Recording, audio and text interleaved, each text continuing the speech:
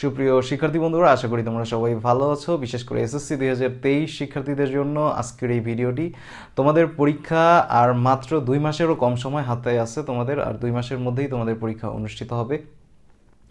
So already রুটিনও পেয়ে গেছো এবং তোমাদের এই মুহূর্তে সবথেকে বড় কনসার্ন হচ্ছে তোমাদের কিছু স্পেসিফিক পড়াশোনা, যে জায়গাগুলোতে তোমাদের সমস্যা আছে, এবং একই সাথে কিছু সাজেশন বেস পড়াশোনা, অর্থাৎ কোন জায়গাগুলোতে তোমার একটু বেশি ফোকাস করা উচিত।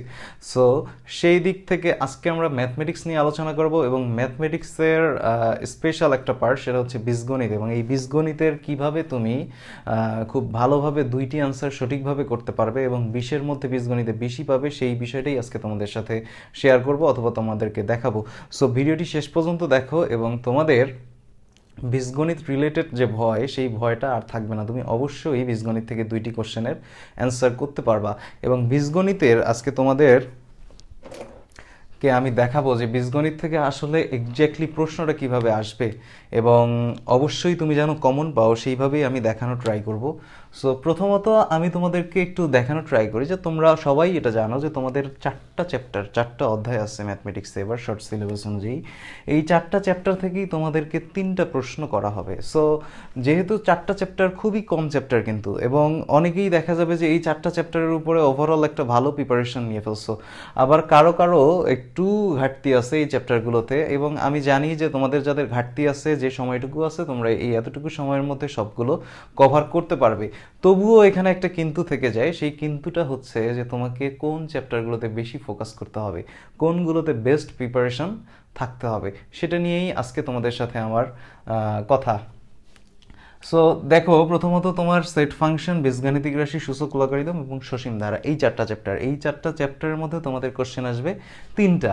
এখন আমি তোমাদেরকে প্রথমত বলি, এইটা পসিবিলিটি 90%, ঠিক যেভাবে কোশ্চেনগুলো আসে বেশিরভাগ সময়ই যেভাবে কম্বিনেশন করে আসছে, যেহেতু 4টা চ্যাপ্টার থেকে 3টা কোশ্চেন আসবে, সো কম্বিনেশনগুলো বেশিরভাগ সময়ই যেভাবে আসছে সেটা সেট ফাংশনের সাথে কম্বিনেশন হয়েছে বেশিরভাগ সময়ই তোমার এই যে সূচক এবং লগারিদম। সেট ফাংশন এবং সূচক লগারিদমের কম্বিনেশনে বেশিরভাগ বোর্ড কোশ্চেন আসছে।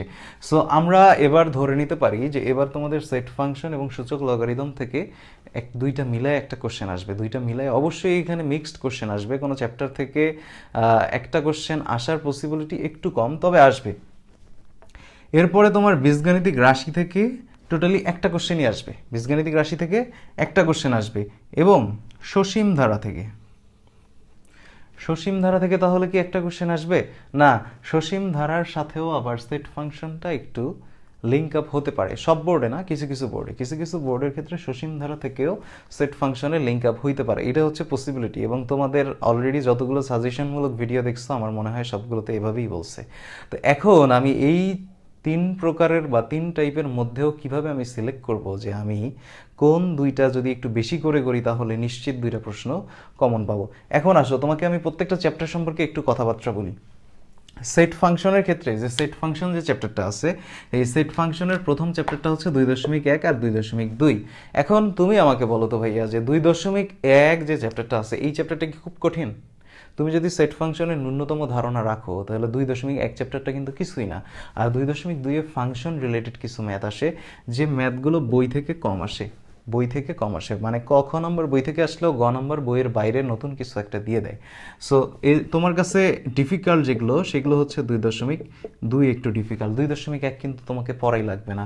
এরপরে আমি যদি বীজগাণিতিক রাশির ক্ষেত্রে আসি, বীজগাণিতিক রাশিতে 3.1 তুমি পারো না, এটা আমি বিশ্বাসই করবো না।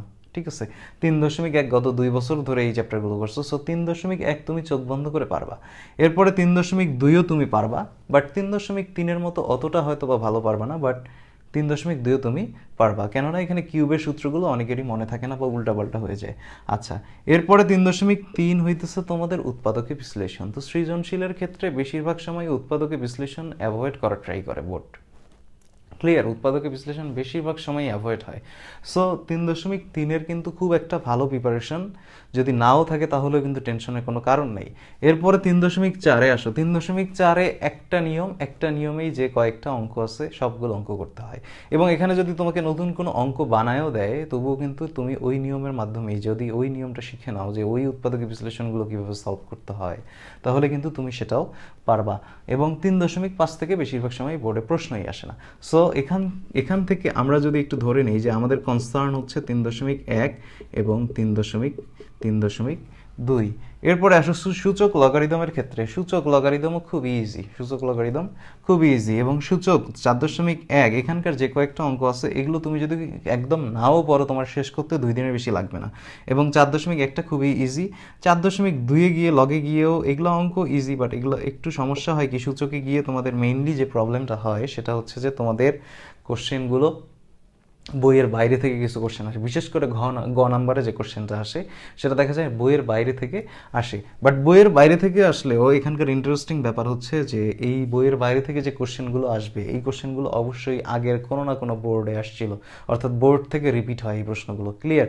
সো তুমি যদি এই 4.1 আর 4.2টা বেশ কয়েকটা অঙ্ক যদি করে রাখো, দেন আগের বছরে শুধুমাত্র বোর্ড কোশ্চেনে যে এক্সেপশনাল টাইপের সূচক লগারিদমের উপরে ম্যাথগুলো আসছে সেগুলো যদি তুমি শুধুমাত্র প্র্যাকটিস করে যাও, আমার মনে হয় না সূচক লগারিদমে তুমি আটকাবা কখনো। আচ্ছা, এরপরে আমরা আসি সসীম ধারা।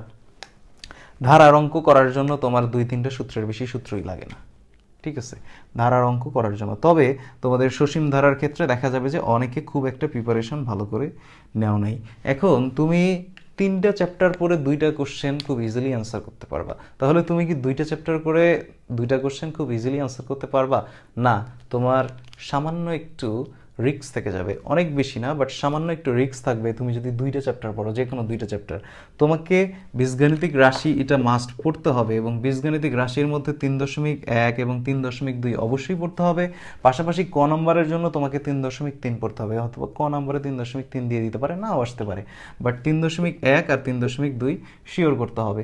এরপরে সেট ফাংশনের ক্ষেত্রে সেট ফাংশন খুবই সোজা, সো এটা তোমরা চাইলেই এটার একটা প্রিপারেশন নিতে পারো। ক্লিয়ার? চাইলে একটা প্রিপারেশন নিতে পারো।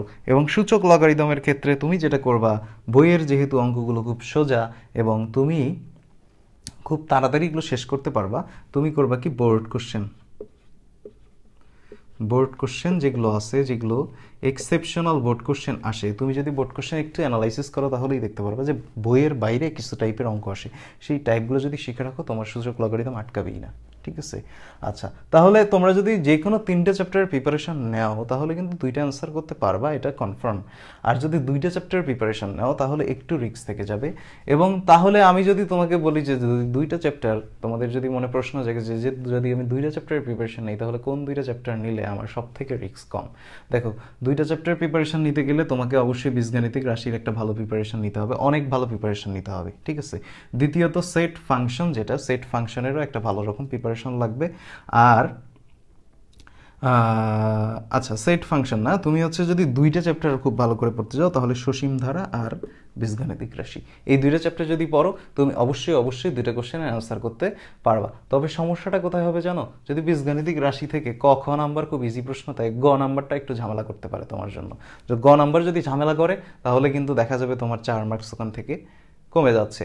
সো এই রিস্কটুকু শুধুমাত্র থাকে যদি তুমি 2টা চ্যাপ্টারের উপরে প্রিপারেশন নাও। আদারওয়াইজ তুমি যদি 3টে চ্যাপ্টারের উপরে খুব ভালো প্রিপারেশন নাও তাহলে কিন্তু কোনো সমস্যা নাই। আর যারা ভালো রেজাল্ট করতে চাও তাদেরকে তো সবগুলোই পড়তে হবে, কেননা সবগুলো থেকে অবজেক্টিভ আসবে। ক্লিয়ার? সো তোমরা যারা 2টা চ্যাপ্টারের প্রিপারেশন নিতে চাও বা সাজেশন হিসেবে নিতে চাও, তোমরা বীজগাণিতিক রাশি এবং সসীম ধারা চোখ বন্ধ করে নিয়ে নিতে পারো যে এই 2টা চ্যাপ্টার পড়লে 2টা সৃজনশীল নিশ্চিত কমন। আর যদি 3টা চ্যাপ্টার পড়তে চাও যে আরেকটা পড়বা না, তাহলে তুমি সেট ফাংশন, বীজগাণিতিক রাশি এবং সূচক লগারিদম এই 3টা পড়বা। তোমার যদি 3টা চ্যাপ্টার প্রিপারেশন নেওয়ার ইচ্ছা থাকে তাহলে তুমি এই যে এই তিনটা চ্যাপ্টার নিবা। আর যদি তোমার 2টা চ্যাপ্টার প্রিপারেশন নেওয়ার ইচ্ছা থাকে যে আমি 2টা চ্যাপ্টার পরে 2টা সৃজনশীল কমন পাবো, তাহলে তুমি বীজগাণিতিক রাশি আর হচ্ছে সসীম ধারা এই 2টা নিবা। এই 2টা নিলেই তুমি হচ্ছে 2টা সৃজনশীল কমন পাবা। এবং বীজগাণিতিক রাশির ক্ষেত্রে তুমি প্রথম 2টা চ্যাপ্টার খুবই ভালো preparation plus board question solve, board question solve অবশ্যই। আর হচ্ছে তোমার সসীম ধারার ক্ষেত্রে সসীম ধারার যে সূত্রগুলো আছে, বিশেষ করে সসীম ধারার ক্ষেত্রে দুইটাই মোটামুটি ভালো করে পড়তে হবে, কারণ কম্বাইন্ডই প্রশ্ন আসবে। তোমার 13.1 থেকে যদি ক খ নাম্বারও দিয়ে দেয়, 13.2 থেকে গ নাম্বার দিয়ে দিবে। সো দুইটা চ্যাপ্টার, তোমরা যারা দুইটা চ্যাপ্টার প্রিপারেশন নিতে চাও, বীজগণিত, সসীম ধারা, আর যারা তিনটা নিতে চাও তারা হচ্ছে সেট ফাংশন, বীজগাণিতিক রাশি এবং লগারিদম। ক্লিয়ার? এবং যারা সবগুলো নিতে চাও তাদের জন্য আরও বেশি শুভকামনা, এবং তারা হচ্ছে মোটামুটি অল ওভার কোনো টেনশনই থাকবে না, কোনো রিস্কই থাকবে না। তবে আমি তোমাদেরকে বলবো যে যেহেতু মাত্র 4টা চ্যাপ্টার, তোমরা একটু ভেবে দেখো, যারা তোমাদের আগে বা তার আগে করোনা কালের আগে যারা পরীক্ষা দিচ্ছে তারা কিন্তু মোটামুটি আরও অনেক বেশি চ্যাপ্টারের উপর বেস করে পরীক্ষা দিছে। সো এটা কিন্তু খুবই একটা কষ্টকর বিষয় না। সো তোমরা সাজেশনের পিছনে আর একটু পরে দৌড়ায় তোমরা হচ্ছে আগে কমপ্লিট করার ট্রাই করো, এবং মোস্টলি যেটা বেশি ইম্পর্টেন্ট সেটা হচ্ছে বোর্ড কোশ্চেনগুলো সলভ করো। একটা বোর্ড কোশ্চেনে যেন ফাঁকা না থাকে, একটা বোর্ড কোশ্চেনে যেন বাকি না থাকে, একদম প্রথম থেকে আনটিল তোমার হচ্ছে 2022 সাল পর্যন্ত যতগুলো প্রশ্ন আসছে সবগুলো কোশ্চেনই যেন তুমি সলভ করতে পারো। তুমি যদি বোর্ড কোশ্চেনগুলো খুব ভালো করে সলভ করো, আমার মনে হয় না তুমি এসএসসি 2023 পরীক্ষায় কোনোভাবেই কোনো জায়গায় আটকাবা। ঠিক আছে? তাই এতটুকুই ছিল। আগামী ক্লাসে আমি হচ্ছে তোমাদেরকে আরও অন্যান্য চ্যাপ্টার সম্পর্কে বলার ট্রাই করব। ততদিনে ভালো থাকো, অঙ্ক করতে থাকো এবং প্র্যাকটিস করতে থাকো বোর্ড কোশ্চেন।